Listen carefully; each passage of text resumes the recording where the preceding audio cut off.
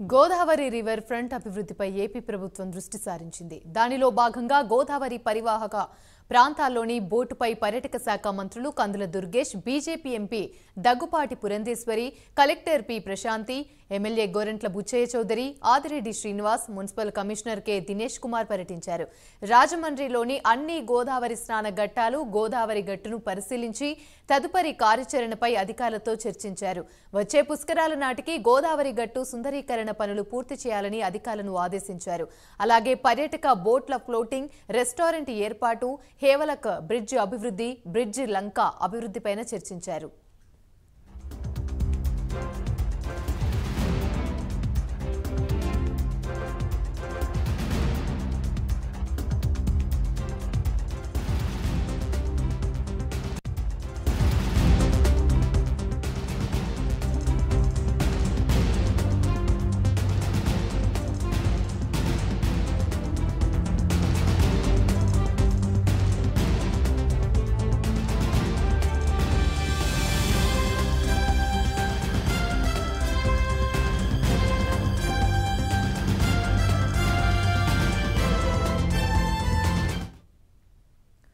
Godavari river front అభివృద్ధిపై AP ప్రభుత్వం దృష్టి సారించింది. దానిలో భాగంగా గోదావరి పరివాహక ప్రాంతాలు బోటుపై పర్యాటక శాఖ మంత్రులు Kandula Durgesh, BJP MP Daggubati Purandeswari, collector P Prashanti, MLA Gorantla Butchaiah Chowdary, Adireddy Srinivas, municipal commissioner K Dinesh Kumar పర్యటించారు.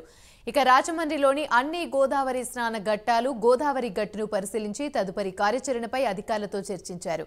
వచ్చే పుష్కరాల నాటికి గోదావరి గట్టు సుందరీకరణ పనులు పూర్తి చేయాలని అధికారులను ఆదేశించారు.